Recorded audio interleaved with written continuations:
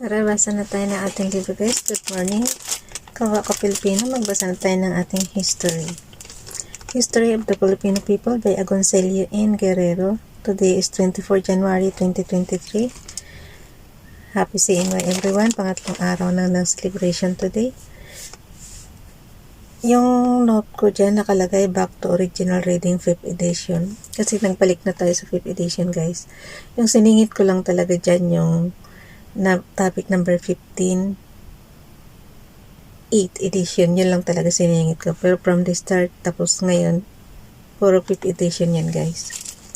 History of the Filipino People, Part 4, the American Period, topic number 16, self-government under America. Nandito na tayo sa paragraph, Filipinization of the national government, the judiciary. Basa.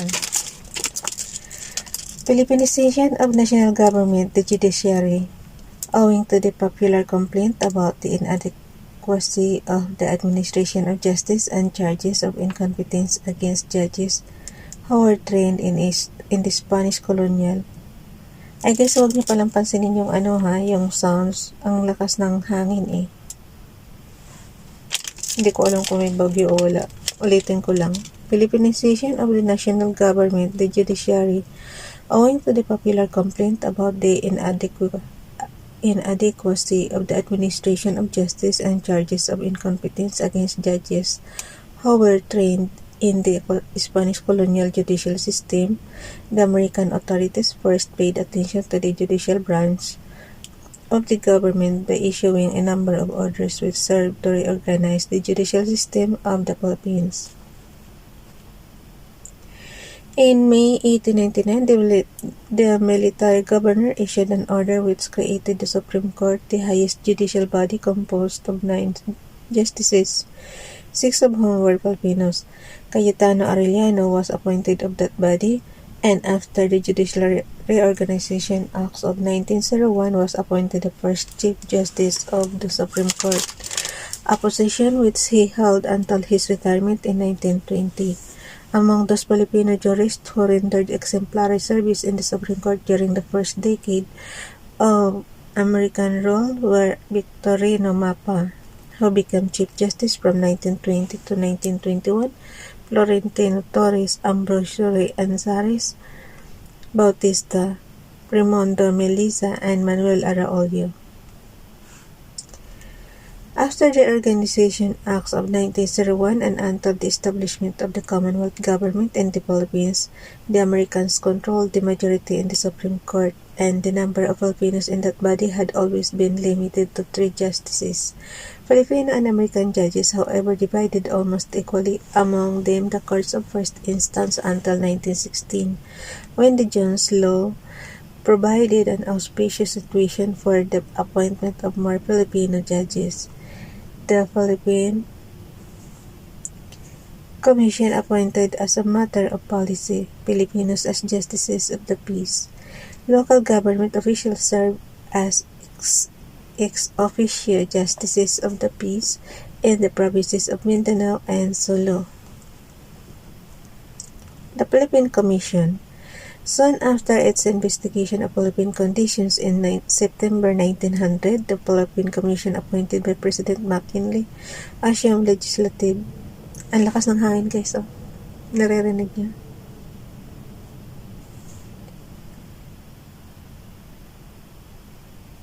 Hangin ba yan or sasakyan? I don't know na. Basta, kanina pa yan eh. The Philippine Commission, soon after its investigation of Philippine condition, nadidistract kasi ako sa sound. The Philippine Commission, soon after its investigation of Philippine conditions in September 1900, the Philippine Commission appointed by President McKinley as yung legislative and executive functions of government. On September 1, 1901, ayan. Sasakyan ba yan or hangin? Di ba hangin?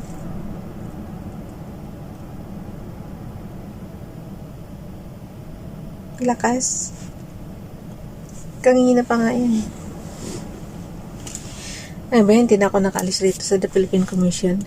The Philippine Commission. Soon after its investigation of Philippine conditions in September 1900, the Philippine Commission, appointed by President McKinley, assumed legislative and executive functions of government.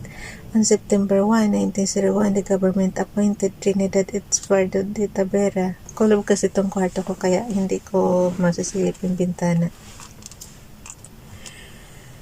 Ay, ulit na nga ulit. The Philippine Commission. Soon after its investigation of Philippine conditions in September 1900, the Philippine Commission, appointed by President McKinley, assumed legislative and executive functions of government. On September 1, 1901, the government appointed Trinidad Edspardo de Tavera, Benito Ligarda, and Jose Lozorriaga members of the Commission, in addition to its 5 original members. On June 8, 1908, Gregorio Araneta received appointment as another Filipino member of the Commission. After 1907, Gregorio Araneta, Victorio Mapa, Juan Sumulong, Jaime C. de Vera, Vicente Singson, Encarnacion, Rafael Palma, and Vicente Illustre held important positions in the Commission government. The Filipino members of the Commission enjoyed legislative prerogatives but did not hold executive responsibilities since they were not granted executive portfolios. The only executive position open to Filipinos until 1916 was held by the Secretary of Finance and Justice. In 1908, the Governor-General appointed Gregorio Araneta Finance Secretary, a position he held until 1913. When Victorino Mapa succeeded him and held the same office until 1916. Philippine Bill of 1902, Copper Act. The German Commission recommended in its report to President McKinley in 1900 that the United States Congress enact a law creating a bicameral legislature for the Philippines. Governor Taft himself made a special trip to Washington late in 1901 to urge the American legislature to pass a temporary organic law which in effect would transfer control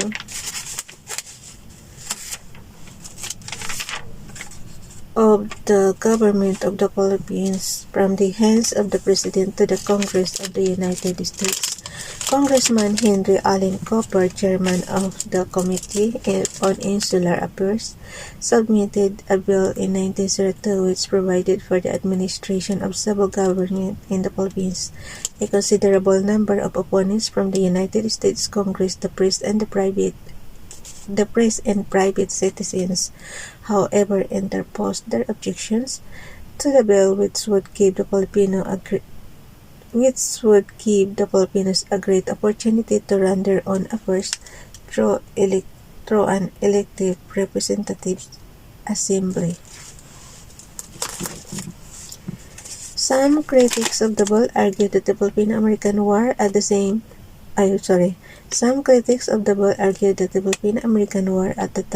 still raging furiously, provided ample proofs that the Filipino people were savages and barbarians who belonged to an uncultured race incapable of civilization and undeserving of self-government. Really? Still others, grabe naman nung araw ko mag-critic sila, Ano daw tayo, guys? Savages and barbarians who belong to an uncultured race, incapable of civilization and undeserving of self-government.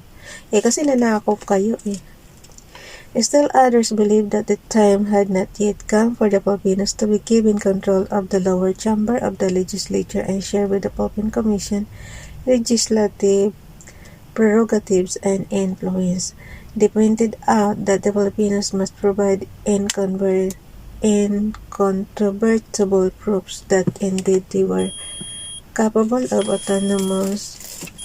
Tapos na yung hater ko. Mamaya ko na yan i-on ulit. Okay, still others believe that the time had not yet come for the Filipinos to be given control of the lower chamber of the legislature and share with the Philippine Commission legislative prerogatives and influence. They pointed out that the Filipinos must provide incontrovertible proofs that indeed they were capable of autonomous government and that for the time being, control of the municipal and provincial levels of the government were already our large concessions to the Filipinos. Congressman Cooper defended his bill by the now famous and historic speech which included Jose Rizal's Ultimo, Adios, last farewell, and a solemn declaration that a people who could produce a patriot and martyr with pure and lofty ideals like Rizal was not undeserving of American civilization and beneficence.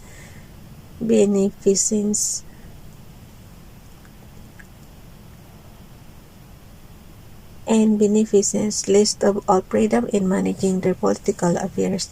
Governor Taft testified before the Senate Committee on the Philippines and the House Committee on Insular Affairs that the Filipinos unanimously desire a representative assembly and expresses belief that the United States should establish a government under American tutelage.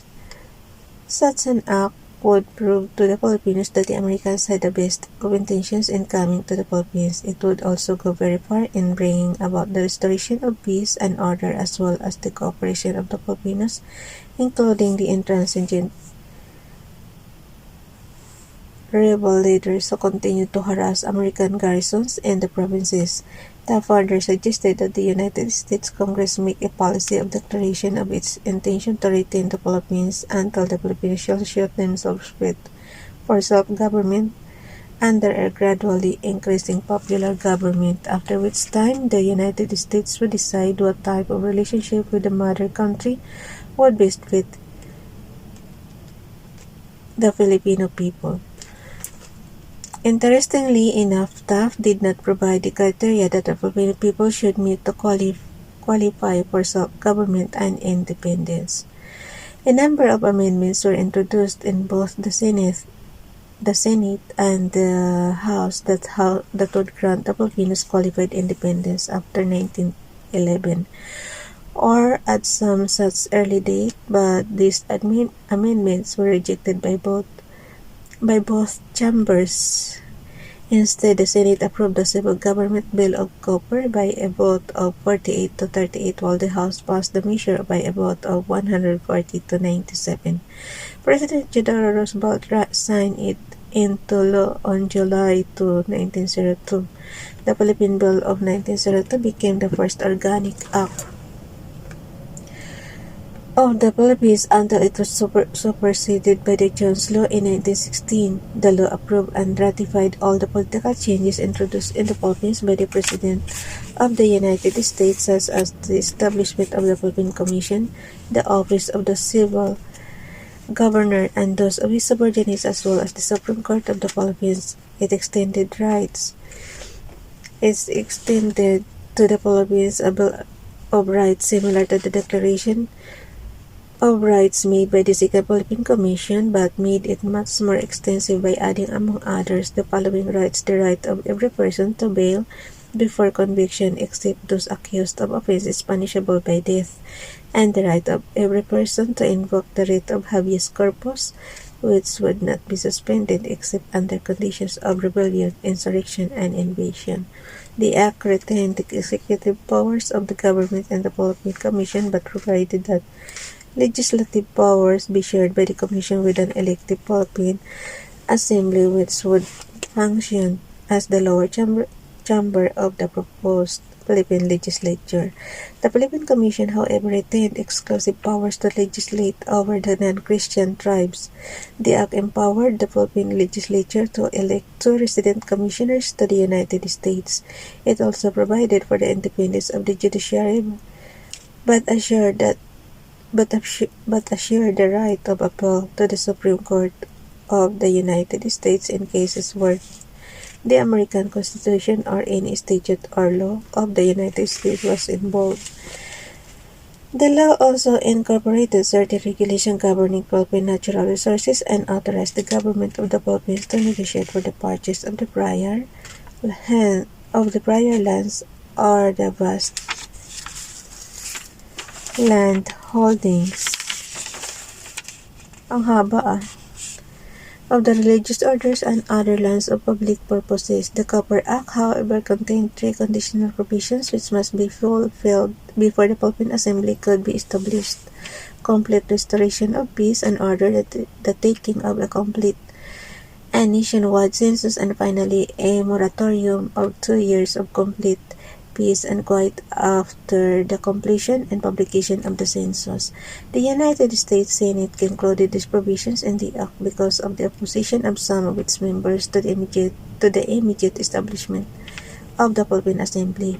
Accordingly, the Philippine Commission certified to President Roosevelt on September 8, 1902 that so-called insurgent activities against American sovereignty had ceased except in Muslim and other non-Christian areas, and that the condition of general and complete peace with recognition of the authority of the United States had been established in the Philippines. The Philippine Commission, upon instruction of President Roosevelt on September 23, 1902, conducted a nationwide census from 1903 to 1905. On March 25, 1905, Governor Lockhart announced the publication of the last volume of the census. The next day, the governor made ang lakas talaga ng hangin sa labas. The next day, the governor made an announcement that the Filipinos would have wait for 2 more years before elections for the Philippines Assembly could be held. On March 28, 1907, the Philippine Commission sent another certification to President Roosevelt that condition of peace and order certified in 1902 had continued for 2 years after the publication of the census in 1905, except in those areas inhabited by Muslim and other non-Christian peoples. The certification involved a rather strained and doubtful construction of the clause general and complete peace with recognition of the authority of the United States contained in the Act in 1902, because in reality, several pockets of anti-American resistance had not yet been contained by the military authorities at this late date of 1907. Even so, the Philippine Commission requested the President to call for the immediate election of members of the Philippine Assembly. Subsequently, the Governor-General authorized the holding of the first national elections on January 30, 1907, resulting in the election to the Philippine Assembly 80 delegates who would serve for a term of 2 years. The Organic Act of 1902 provided for the election of at least 1 delegate from each of the 34 provinces of the Philippines, on the basis of 1 delegate of over 90,000 Filipinos. Ang konti lang pala ng provinces natin ng araw, guys. 34 lang.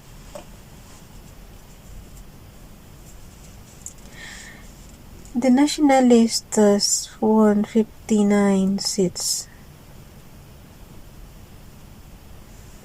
Okay, the Nationalistas won 59 seats.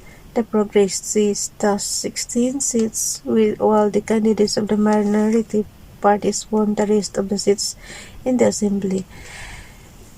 The trouncing of the Progresistas in the election of 1907 proved beyond reasonable doubt that a great percentage of the population wanted independence, and that the opportunistic revision by the Federal Party of its platform of cooperation in 1905 had not deceived the people. From then on, the Nationalista Party, which stood for complete and immediate independence, became the majority party in the Philippines, which supremacy would be challenged time and again not only by minority parties but also by factions within it that had become critical of its policies. So, bukas na itong establishment of the Philippine Assembly, guys. Bye everyone. God bless.